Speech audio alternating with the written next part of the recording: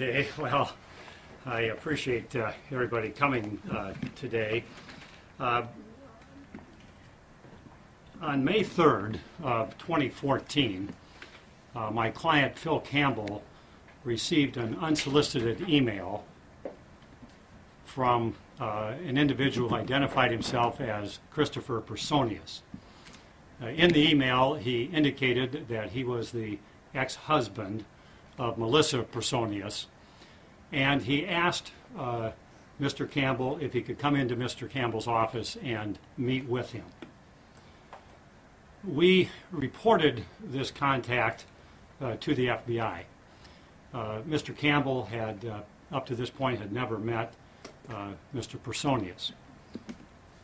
On May 6th of 2014, at the direction of the FBI, a meeting took place between Mr. Personius and Mr. Campbell. The meeting took place in an office in downtown Tampa. The special agents from the FBI were not present in the meeting, but were in the vicinity of the meeting. The meeting was electronically monitored by the FBI. During the meeting, Mr. Personius spoke to Mr. Campbell about certain matters and then produced a cell phone and proceeded to play a recording of a conversation that he had had with Melissa Personius. The meeting concluded. Mr. Personius left. Special agents of the FBI then met immediately with Mr. Campbell, who provided the cell phone to the FBI. About a week later, in May of 2014, at the request of the FBI, a second meeting was held between Mr. Campbell and Mr. Personius, again in downtown Tampa, in an office. The FBI agents were not immediately in the meeting, but within several minutes of the start of the meeting, Mr. Campbell left the meeting, and the FBI agents entered the meeting and met with Mr. Personius. Now, I'm not going to get into detail as to what occurred between Mr. Personius and Mr. Campbell when they met, but I clearly anticipate that next week at the bar trial of the three disgraced lawyers that these matters will be addressed during the testimony of Mr. Campbell, during the testimony of Christopher Personius, and perhaps in other manners. I do want to call your attention to the deposition that Mr. Personius gave on July 30th, 2014, which has been included in some of the bar materials in the past few days. In this deposition, Mr. Personius said that he made the recording when Ms. Personius, Melissa Personius, came home the night of the DUI setup of Phil Campbell, the night of Mr. Campbell's arrest. Chris Personius has testified in this deposition that the recording depicts Melissa Personius describing in detail how she, Adams, and Diaco set up Phil Campbell. He called it a plot, and he said she describes it from the beginning to the end. It's of her admitting to the setup. Now, this information from Mr. Personius describing what really happened on the basis of what he was told by Melissa Personius is the smoking gun in this case. It, combined with his testimony and the audio, it explains what really happened that night. And it explains why Steve Diaco, Robert Adams, and Adam Fieldhout are doing their best to keep Chris Personius from testifying at the trial, trying to keep the recording out of the trial, because they know that it eliminates any any defense, any conceivable defense. And it is also why time and time and time again, Steve Diaco, Robert Adams, and Adam Fieldhout have refused to testify under oath and tell their side of the story, probably because there's no honest or ethical or other explanation for their outrageous conduct in setting up Phil Campbell's arrest with the help of the fired Tampa Police Sergeant Fernandez. These facts also are important as it relates to the supposed plea agreement that Diaco, Adams, and Fieldhout tried to sneak in through the bar proceedings a couple of weeks ago. If that agreement had not been rejected by Judge Baird, none of this would be known today. The rest of the story would not be known. And the plea agreement was disingenuous because Steve Diaco was agreeing to plead to not supervising Melissa Personius properly, which is ridiculous and, again, disingenuous because he did, in fact, supervise her that night. He supervised her precisely to set up Phil Campbell. So, again, that is why it is important to have trials so that evidence can be brought forward in a public forum to be evaluated by not only the finder of fact, but by the public. And finally, I think that this information raises issues relating to the truthfulness of Melissa Personius thus far in these proceedings. It is public record that she has testified before the state attorneys from Pinellas County who were appointed by Governor Scott to look into this and who dismissed the entire case against Phil Campbell. There's also, I don't know if she's testified before a federal grand jury, but there, I think, are serious questions to whether or not she was truthful and whether or not she committed perjury. I will leave that to the appropriate law enforcement authorities. Thank you. Jeff, do you want to take a Yeah, go ahead. What are the chances of this video confession being thrown out? I don't know. I think lawyers can argue that one. It's certainly been the subject of a lot of discussions the last few days around in the legal community. There are some arguments that the Diaco, Adams, and Fieldhout don't have what's called standing to object to this. There are other theories. I will leave that up to the judge. John, do you or your client currently possess a copy of the video? No. Have you seen the video? No.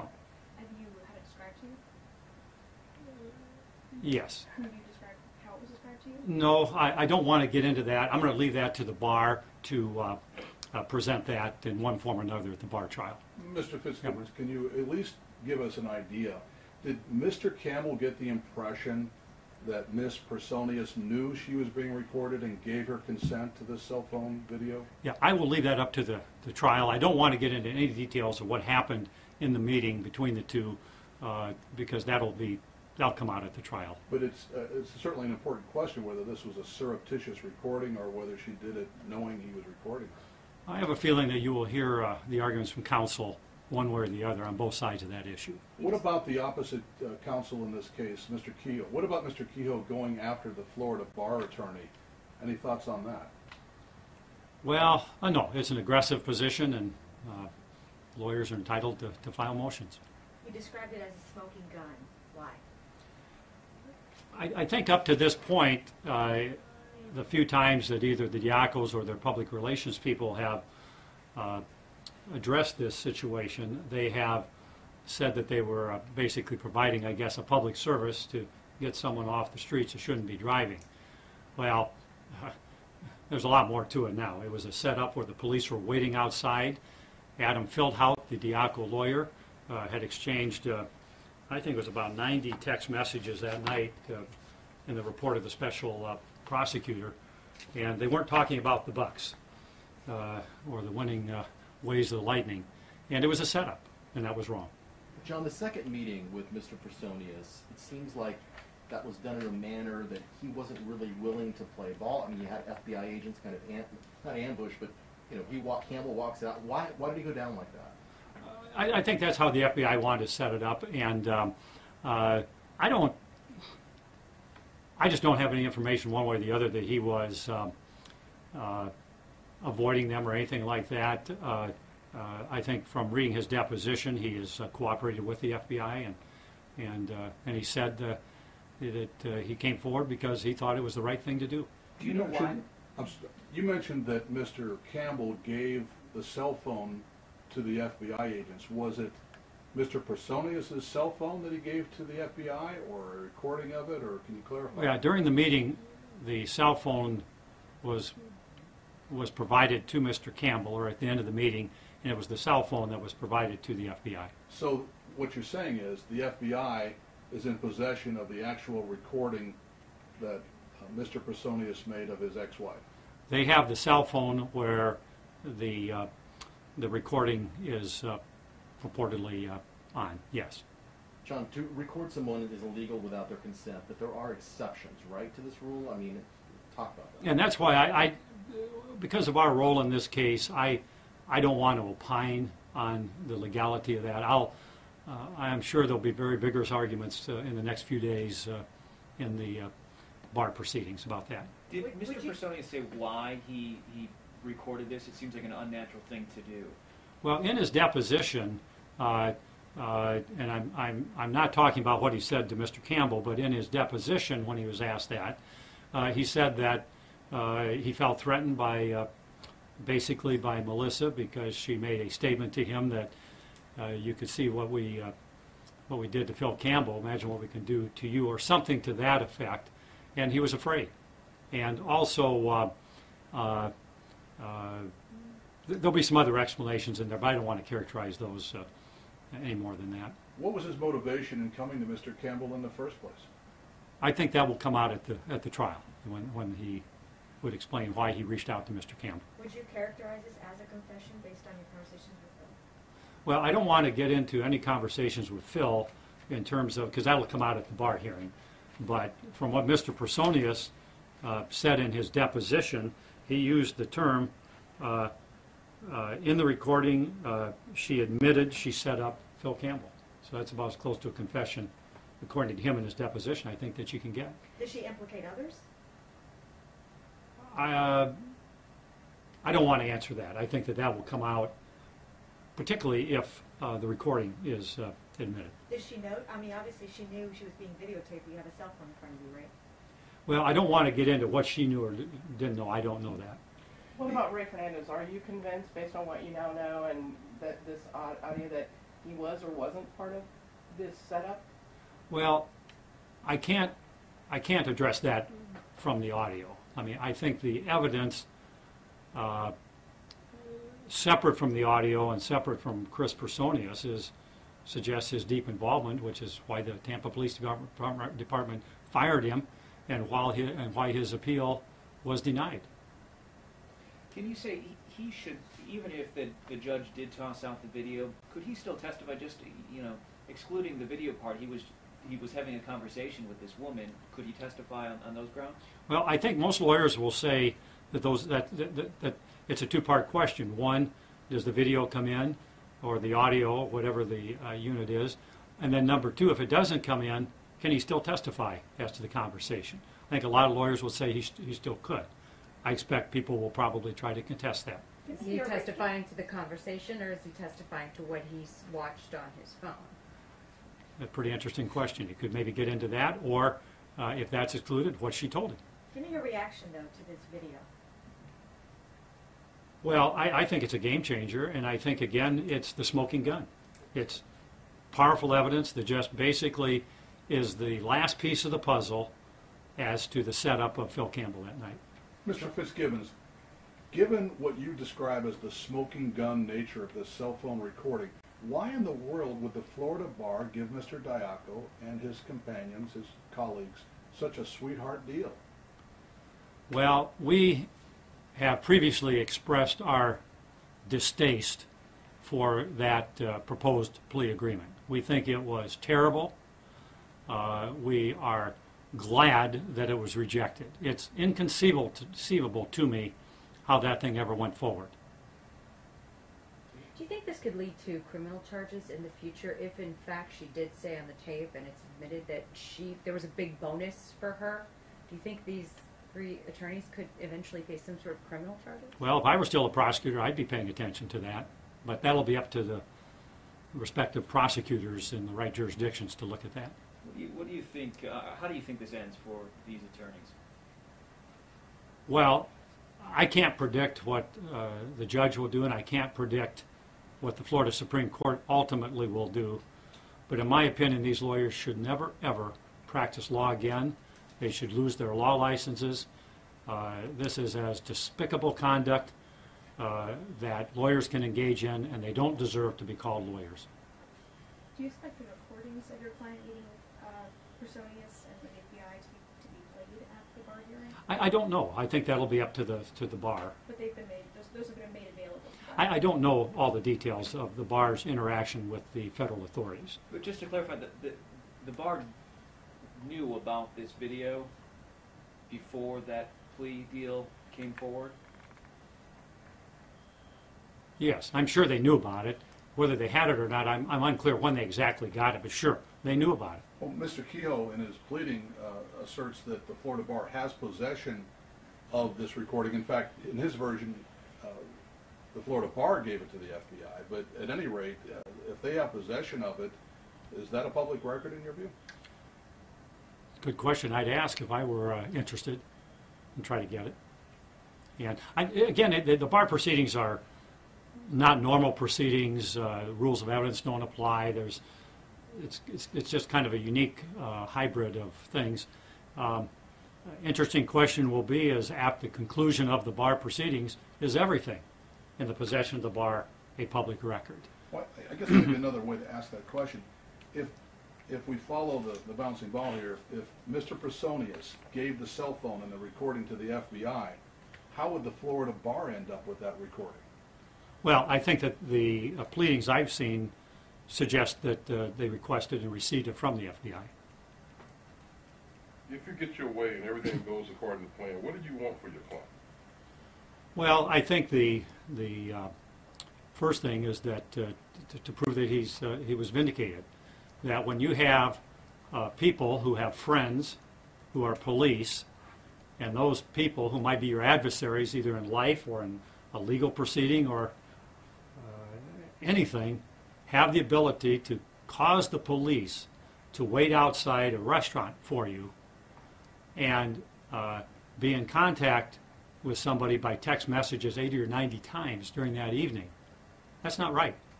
That's an abuse of power, and it's wrong. Since this case has occurred and some of our complaints to the chief of police here and the mayor, policies have changed at the Tampa Police Department. The DUI unit was disbanded. The DUI officers were moved into the district. I think policies relating to tipsters who are friends has been substantially revisited, with supervisors now being involved in the decisions to act on those tips.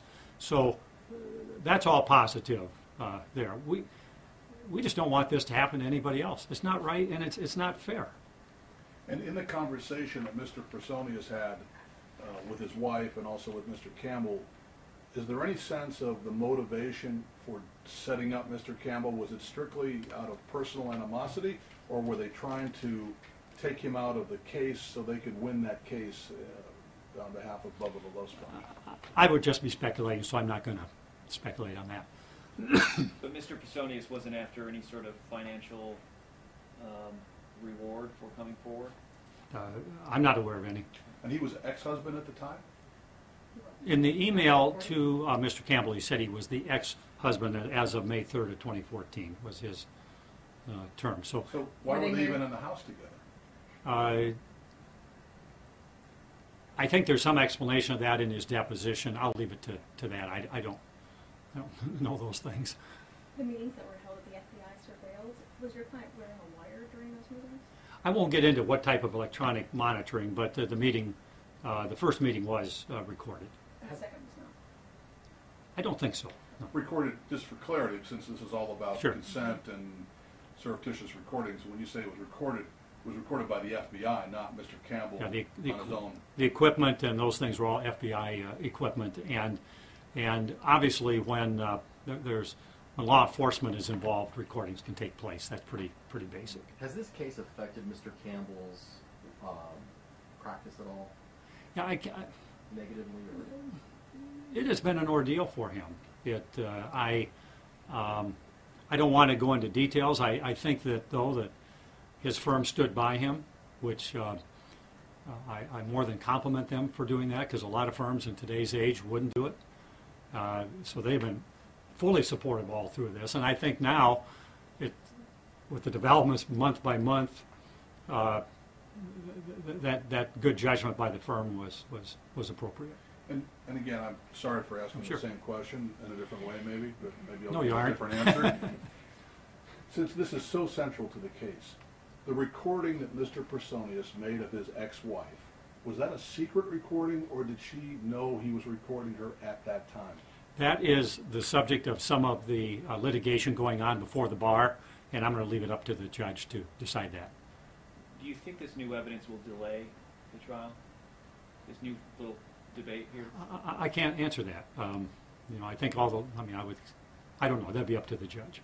Why do you think there's been such a delay in the federal side of this case moving forward? Why is it taking so long, if they've had this videotape for over a year, for them to pursue charges? Now, I can't speak to that. It's not unusual that federal investigations take a long, long time. We've seen that for years. Okay. Thanks. Thank you, everybody. Okay. Unless you want to give me a different answer.